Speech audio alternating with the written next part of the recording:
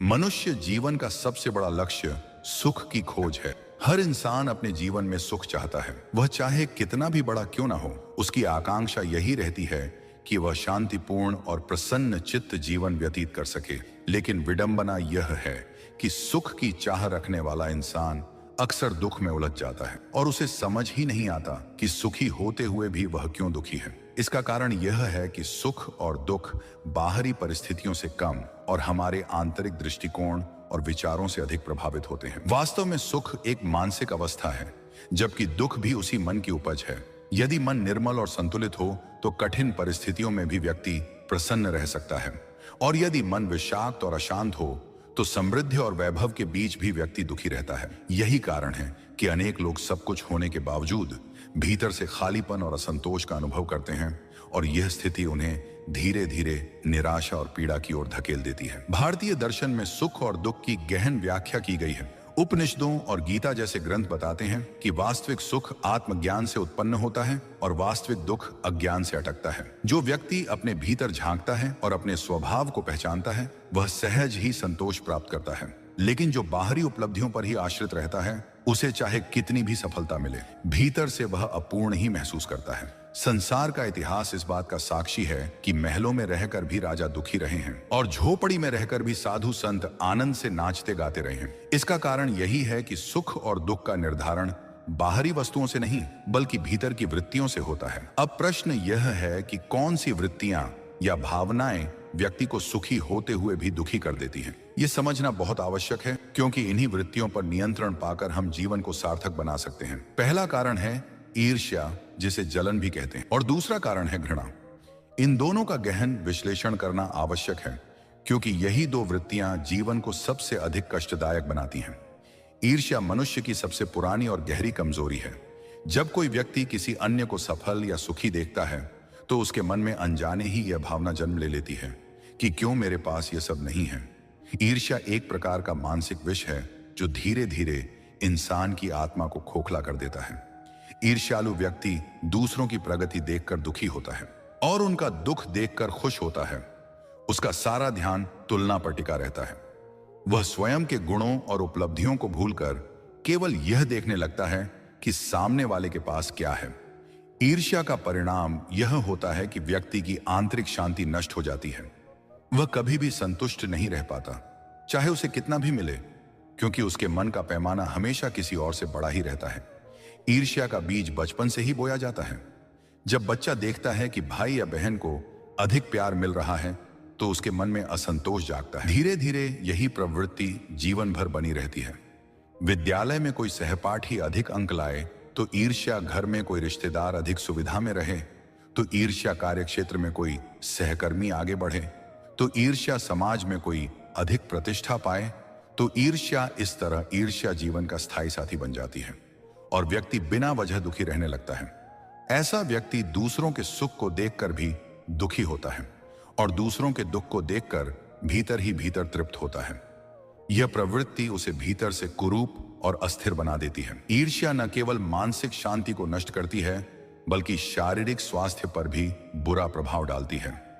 चिकित्सा शास्त्र बताता है कि जो व्यक्ति निरंतर ईर्ष्यालु भावनाओं में जीता है उसका रक्तचाप बढ़ा रहता है, उसका हृदय असामान्य रूप से थका हुआ रहता है, उसकी नींद खराब होती है और धीरे धीरे वह अवसाद की ओर बढ़ता है। ईर्ष्या से जुड़ी सबसे बड़ी समस्या यह है कि यह कभी समाप्त नहीं होती, क्योंकि दुनिया में हमेशा कोई ना कोई हमसे आगे रहेगा। चाहे हम कितने भी सफल क्यों ना हो जाएं, कोई ना कोई ऐसा अवश्य मिलेगा जिसके पास हमसे अधिक हो, और यही तुलना ईर्ष्यालु व्यक्ति का जीवन नरक बना देती है। ईर्ष्या का दूसरा पहलू यह है कि यह व्यक्ति को गलत मार्ग पर धकेल देती है। ईर्ष्यालु व्यक्ति जब यह देखता है कि उसकी मेहनत से भी वह दूसरों को पीछे नहीं छोड़ पा रहा है तो वह षड्यंत्र और छल की ओर बढ़ जाता है। इतिहास गवाह है कि राज दरबारों में भाई ने भाई की हत्या सिर्फ इसलिए की क्योंकि ईर्ष्या ने उसे अंधा बना दिया। समाज में भी अनेक अपराध ईर्ष्या से जन्म लेते हैं। चोर यह देखकर चोरी करता है कि दूसरों के पास उससे अधिक है। भ्रष्टाचारी यह देखकर रिश्वत लेता है कि कोई और उससे बेहतर जीवन जी रहा है। धोखेबाज यह देखकर छल करता है कि किसी और की सफलता उससे अधिक है। इस तरह ईर्ष्या मनुष्य को न केवल दुखी करती है बल्कि अधर्म और पाप की ओर भी धकेल देती है। अब यदि हम दूसरे कारण घृणा पर विचार करें तो पाएंगे कि यह भी उतनी ही घातक है। घृणा का अर्थ है मन में किसी के प्रति गहरी नकारात्मक भावना रखना, किसी व्यक्ति का चेहरा देखते ही मन में घृणा उत्पन्न होना, या किसी जाति वर्ग या विचारधारा के प्रति घृणा रखना।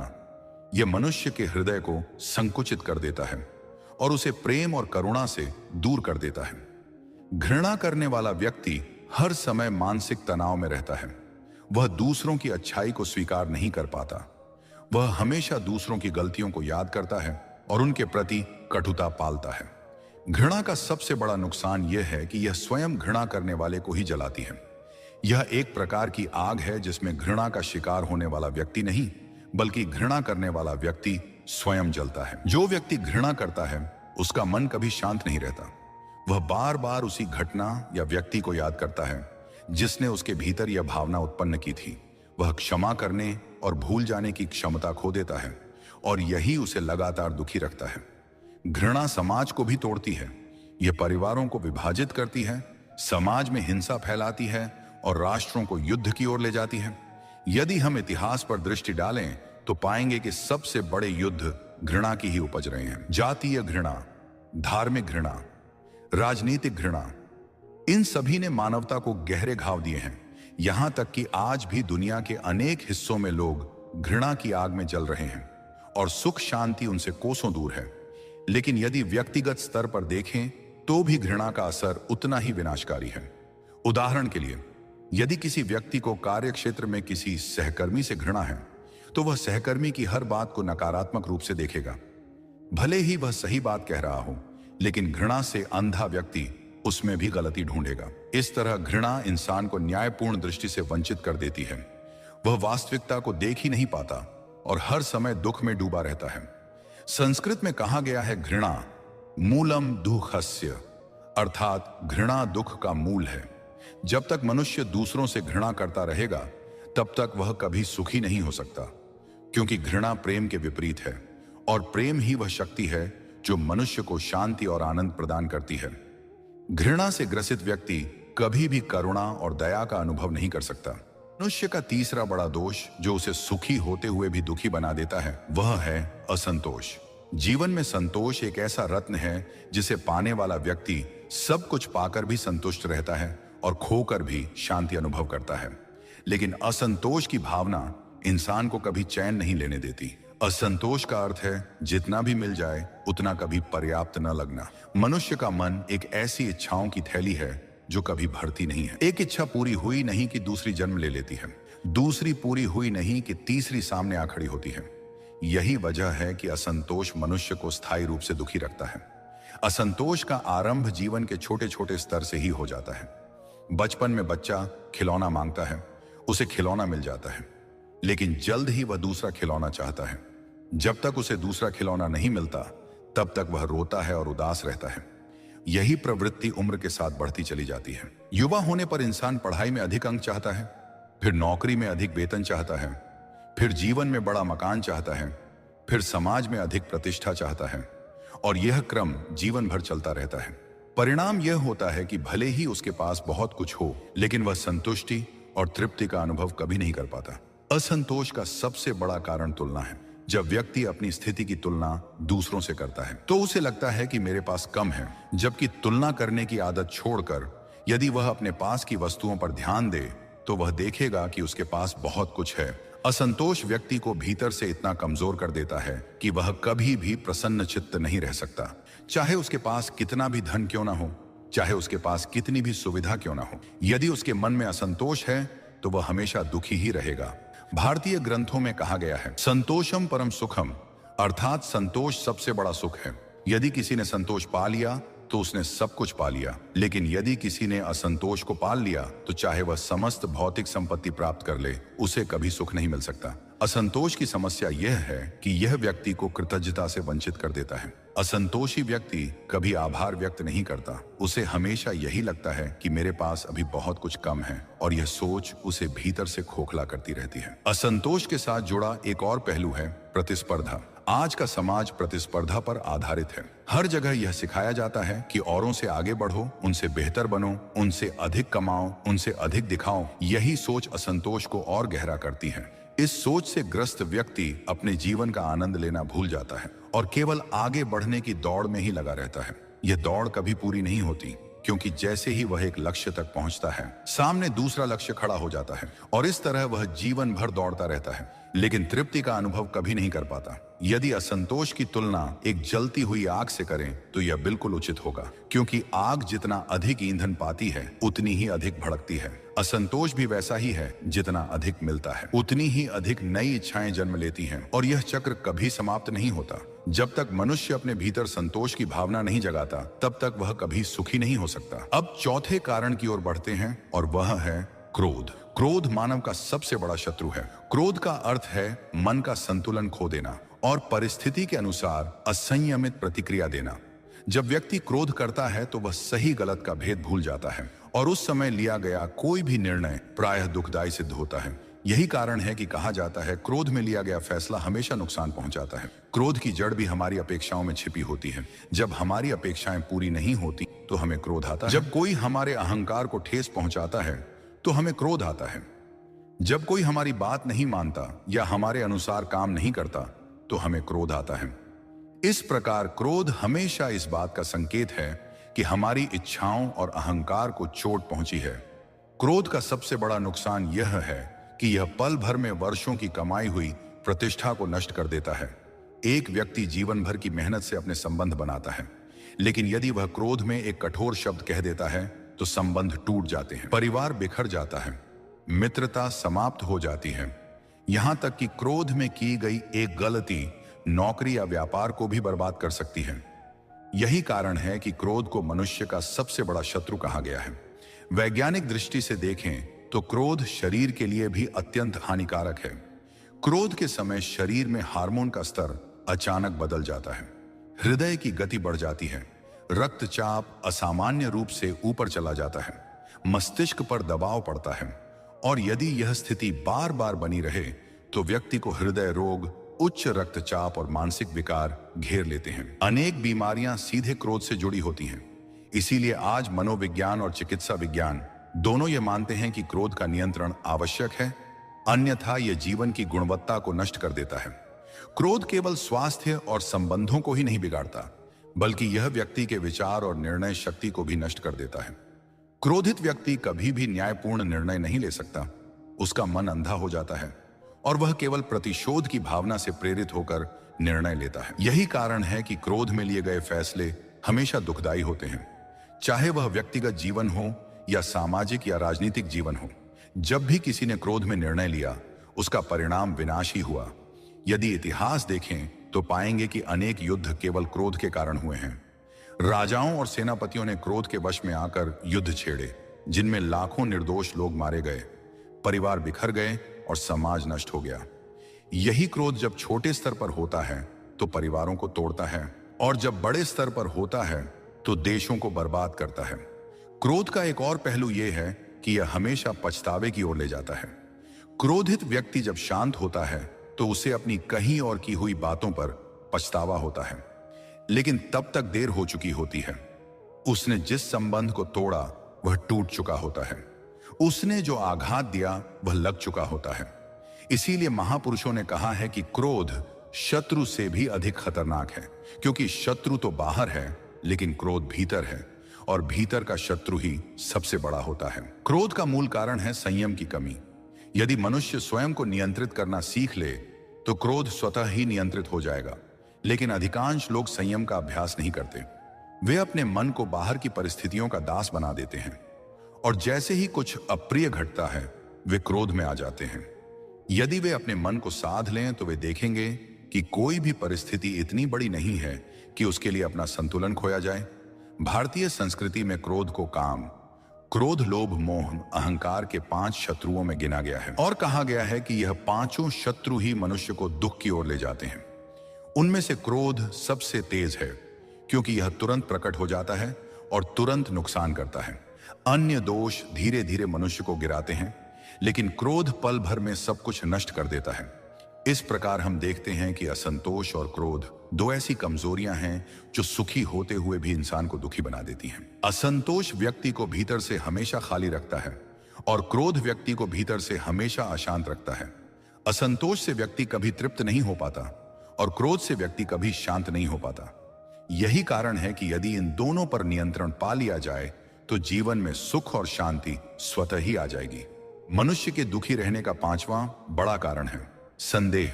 संदेह का अर्थ है किसी भी व्यक्ति, परिस्थिति या संबंध पर विश्वास न करना। हर समय यह शंका करते रहना कि सामने वाला सही है या गलत, उसकी बातों पर भरोसा किया जा सकता है या नहीं, उसका आचरण वास्तविक है या बनावटी। इस प्रकार का मन सदैव अस्थिर और असुरक्षित बना रहता है और जिसके मन में असुरक्षा है उसके जीवन में सुख का प्रवेश नहीं हो सकता। संदेह का स्वभाव यह है कि यह धीरे धीरे पूरे व्यक्तित्व को अपनी चपेट में ले लेता है और एक बार जब मन में संदेह की जड़ जम जाती है तो वह किसी पर विश्वास नहीं कर। संदेह की समस्या यह है कि यह संबंधों की नींव को कमजोर कर देता है। संबंध चाहे पति पत्नी के हों, माता पिता और संतान के हों, मित्रों के हों या सहकर्मियों के हों, यदि उनमें विश्वास नहीं है तो वे संबंध लंबे समय तक टिक नहीं सकते। यदि पति पत्नी एक दूसरे पर हर समय संदेह करें तो उनका विवाह जीवन नरक बन जाता है। यदि मित्र एक दूसरे की निष्ठा पर बार बार शंका करें तो मित्रता टूट जाती है। यदि सहकर्मी पर विश्वास न किया जाए तो कार्यस्थल का वातावरण विषाक्त हो जाता है। इस प्रकार संदेह जीवन के हर क्षेत्र को अस्थिर कर देता है। भारतीय संस्कृति में कहा गया है कि संदेह आत्मा का हत्यारा है क्योंकि यह मनुष्य को आत्मविश्वास से वंचित कर देता है। संदेह करने वाला व्यक्ति दूसरों पर तो विश्वास नहीं करता ही साथ ही स्वयं पर भी विश्वास नहीं कर पाता। उसे हर जगह खतरा दिखाई देता है, हर जगह छल दिखाई देता है और हर जगह धोखा दिखाई देता है। उसकी दृष्टि इतनी नकारात्मक हो जाती है कि वह जीवन के सकारात्मक पक्ष को देख ही नहीं पाता और धीरे धीरे अवसाद में डूब जाता है। संदेह के पीछे का मनोविज्ञान यह है कि व्यक्ति को स्वयं पर भरोसा नहीं होता। यदि उसे अपने निर्णय पर भरोसा है तो वह सामने वाले पर भी विश्वास कर सकता है, लेकिन यदि उसे अपने विवेक पर ही भरोसा नहीं है तो वह हर किसी पर शंका करेगा। इसलिए संदेह का मूल कारण आत्मविश्वास की कमी है। जिस व्यक्ति में आत्मविश्वास है वह दूसरों पर भरोसा कर सकता है और सहजता से जीवन व्यतीत कर सकता है। संदेह का एक और पहलू यह है कि यह शांति को नष्ट कर देता है। संदेह करने वाला व्यक्ति कभी भी आराम से नहीं बैठ पाता। उसका मन हर समय कल्पना करता रहता है कि शायद मेरे साथ धोखा हो रहा है, शायद सामने वाला मेरे विरुद्ध षड्यंत्र कर रहा है, शायद जो दिख रहा है वह सच नहीं है, शायद पीछे कुछ और चल रहा है। यह लगातार चलने वाला शायद उसके जीवन को पूरी तरह से अशांत बना देता है और वह हर समय दुख और चिंता में डूबा रहता है। धर्म और आध्यात्मिकता के स्तर पर भी संदेह बड़ा अवरोध है। यदि व्यक्ति ईश्वर पर संदेह करता है, यदि वह गुरु पर संदेह करता है, यदि वह शास्त्रों पर संदेह करता है तो वह कभी भी श्रद्धा का अनुभव नहीं कर पाता और बिना श्रद्धा के आध्यात्मिक मार्ग पर आगे नहीं बढ़ा जा सकता। यही कारण है कि गीता में भगवान कृष्ण ने कहा है कि संदेही व्यक्ति न इस लोक में सुखी रह सकता है और न परलोक में, क्योंकि उसका मन कभी स्थिर ही नहीं होता। इतिहास और साहित्य में भी अनेक उदाहरण मिलते हैं कि संदेह ने कितने बड़े दुख दिए। रामायण में सीता जी की अग्नि परीक्षा का प्रसंग संदेह का ही परिणाम था। महाभारत में द्रौपदी के प्रति अन्याय भी संदेह और अविश्वास की जड़ों से ही जुड़ा था। इस प्रकार संदेह न केवल व्यक्तिगत जीवन को दुखी करता है बल्कि कभी कभी पूरे समाज और इतिहास को भी प्रभावित कर देता है। अब हम छठे कारण की ओर बढ़ते हैं और वह है दूसरों के भाग्य पर आश्रित रहना। इस प्रकार का व्यक्ति स्वयं प्रयास नहीं करता। वह हमेशा सोचता है कि किसी और की वजह से उसका जीवन चलेगा या सुधरेगा। वह दूसरों की कमाई पर निर्भर रहना चाहता है, दूसरों की सफलता पर टिके रहना चाहता है और दूसरों के सहारे अपनी पहचान बनाना चाहता है। ऐसा व्यक्ति कभी सुखी नहीं रह सकता क्योंकि उसका जीवन उसके अपने प्रयासों से नहीं बल्कि दूसरों की स्थिति पर आधारित होता है। दूसरों के भाग्य पर आश्रित रहने वाले व्यक्ति की सबसे बड़ी समस्या यह है कि उसके पास स्वतंत्रता नहीं होती। उसे हमेशा दूसरों का मुख ताकना पड़ता है। वह यह सोचता है कि सामने वाला उसे कब सहायता देगा, कब उसे आगे बढ़ने का मौका देगा, कब उसकी जिंदगी बदल देगा। इस तरह का व्यक्ति अपने भीतर की शक्ति को पहचान ही नहीं पाता। वह अपनी जिम्मेदारी से भागता है और हमेशा दूसरों पर बोझ बनकर जीता है। जीवन का नियम यह है कि जो मेहनत करता है वही फल पाता है। दूसरों की मेहनत का फल लेकर जीने वाला व्यक्ति कभी तृप्त नहीं हो सकता क्योंकि वह अंदर से जानता है कि उसने अपनी क्षमता का उपयोग नहीं किया है। दूसरों के सहारे जीना एक प्रकार का पराधीन जीवन है और पराधीनता कभी सुख नहीं देती, चाहे वह आर्थिक हो, मानसिक हो या सामाजिक हो। जब तक व्यक्ति स्वयं पर खड़ा नहीं होता तब तक वह आत्मसम्मान और संतोष का अनुभव नहीं कर सकता। दूसरों के भाग्य पर आश्रित रहने की आदत समाज में भी अनेक रूपों में दिखाई देती है। कुछ लोग रिश्तेदारों की सफलता पर टिके रहते हैं, कुछ लोग राजनीतिक नेताओं के सहारे जीते हैं, कुछ लोग धार्मिक गुरुओं पर ही पूरी तरह आश्रित हो जाते हैं और सोचते हैं कि उनके आशीर्वाद से बिना प्रयास किए ही सब कुछ मिल जाएगा। यह सोच व्यक्ति को आलसी बना देती है और वह अपनी क्षमता को नष्ट कर देता है। परिणाम यह होता है कि भले ही उसे कुछ समय तक दूसरों से सहारा मिल जाए, लेकिन अंततः वह दुखी ही रहता है, क्योंकि वास्तविक सुख केवल आत्मनिर्भरता में है। दूसरों पर निर्भर रहने वाले व्यक्ति की सबसे बड़ी विडंबना यह है कि जब सामने वाला सहारा देने से मना कर देता है तो उसका पूरा जीवन बिखर जाता है। उसकी स्थिति उस लता की तरह हो जाती है जो किसी वृक्ष पर चढ़कर फलती फूलती है, लेकिन जैसे ही वह वृक्ष काट दिया जाता है, लता भी सूख जाती है। यदि वह लता अपने पैरों पर खड़ी होती तो वह स्वयं भी वृक्ष बन सकती थी, लेकिन उसने परनिर्भरता का मार्ग चुना और परिणाम स्वरूप अपना अस्तित्व खो दिया। धार्मिक और दार्शनिक दृष्टि से भी दूसरों के भाग्य पर आश्रित रहना गलत है, क्योंकि प्रत्येक व्यक्ति अपने कर्मों के आधार पर सुख और दुख का अनुभव करता है। गीता का स्पष्ट संदेश है कि मनुष्य को अपने कर्म पर ही भरोसा रखना चाहिए। कर्मण्येवाधिकारस्ते मा फलेषु कदाचन, अर्थात मनुष्य का अधिकार केवल कर्म पर है, फल पर नहीं। इस श्लोक का अर्थ यही है कि हमें दूसरों पर आश्रित नहीं रहना चाहिए, बल्कि अपने प्रयास से अपना भाग्य बनाना चाहिए। दूसरों के भाग्य पर आश्रित रहने वाला व्यक्ति कभी आत्मनिर्भर नहीं बनता, और आत्मनिर्भरता के बिना आत्मसम्मान संभव नहीं है। आत्मसम्मान के बिना सुख संभव नहीं है। इसीलिए चाहे वह आर्थिक दृष्टि से हो या मानसिक दृष्टि से या सामाजिक दृष्टि से, जब तक व्यक्ति स्वयं पर खड़ा नहीं होता वह सुख का अनुभव नहीं कर सकता। इस प्रकार संदेह और दूसरों के भाग्य पर आश्रित रहना दो ऐसे कारण हैं जो व्यक्ति को भीतर से कमजोर और दुखी बना देते हैं। संदेह उसे विश्वास से वंचित करता है और दूसरों पर आश्रित रहना उसे आत्मनिर्भरता से वंचित करता है। और जब जीवन में विश्वास और आत्मनिर्भरता नहीं है तो सुख और शांति की कल्पना भी नहीं की जा सकती। मनुष्य के दुखी रहने का सातवां बड़ा कारण है धन का दुरुपयोग। धन जीवन का एक आवश्यक साधन है। यह भोजन, वस्त्र, निवास, शिक्षा और स्वास्थ्य जैसे मूलभूत साधनों की पूर्ति करता है। धन के बिना जीवन कठिन हो जाता है, लेकिन जब यही धन साधन से आगे बढ़कर साध्य बन जाता है, जब व्यक्ति धन का उपयोग सही दिशा में न करके उसका दुरुपयोग करने लगता है, तो वही धन सुख देने के बजाय दुख का कारण बन जाता है। धन का दुरुपयोग करने का अर्थ है उसे गलत मार्ग में खर्च करना, उसका इस्तेमाल बुराई और अहंकार में करना, या उसका प्रयोग दूसरों को नुकसान पहुंचाने के लिए करना। धन का दुरुपयोग करने वाले लोग प्रायः यह मानते हैं कि धन से वे सब कुछ खरीद सकते हैं। वे समझते हैं कि धन से सम्मान खरीदा जा सकता है, धन से प्रेम खरीदा जा सकता है, धन से सुख खरीदा जा सकता है, लेकिन यह भ्रम है। धन केवल वस्तुएं और सुविधाएं दे सकता है, वह भावनाओं और मानसिक शांति को नहीं खरीद सकता। यदि धन का उपयोग सही दिशा में हो तो वह जीवन को सुखमय बना सकता है, लेकिन यदि उसका दुरुपयोग हो तो वह जीवन को नष्ट कर सकता है। धन के दुरुपयोग के कई रूप हैं। पहला रूप है विलासिता पर अत्यधिक खर्च। जब व्यक्ति आवश्यकताओं से अधिक दिखावे पर खर्च करता है तो धीरे धीरे वह आंड और लालच की गिरफ्त में आ जाता है। उसका मन कभी संतुष्ट नहीं होता और वह हमेशा अधिक से अधिक पाने की दौड़ में लगा रहता है। यह दौड़ उसे कभी चैन से नहीं बैठने देती। दूसरा रूप है धन का उपयोग गलत प्रवृत्तियों में करना, जैसे नशा, जुआ, भ्रष्टाचार या अनैतिक कार्य। इन सब में धन लगाने वाला व्यक्ति अंततः केवल दुख ही पाता है। तीसरा रूप है धन का प्रयोग दूसरों पर अधिकार जमाने या उन्हें दबाने के लिए करना। ऐसा व्यक्ति यह मान लेता है कि धन के बल पर वह सबको नियंत्रित कर सकता है, लेकिन वास्तविकता यह है कि ऐसा करते करते वह सबके दिल से उतर जाता है और अकेला पड़ जाता है।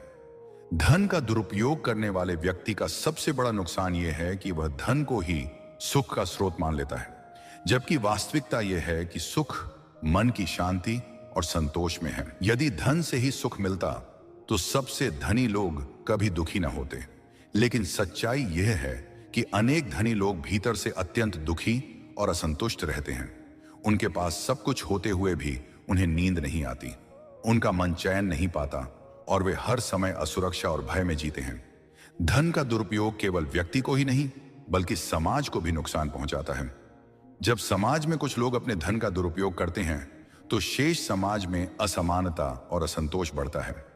अमीर और गरीब के बीच की खाई चौड़ी हो जाती है, भ्रष्टाचार बढ़ता है, अपराध बढ़ते हैं और अंततः पूरा समाज अशांति में डूब जाता है।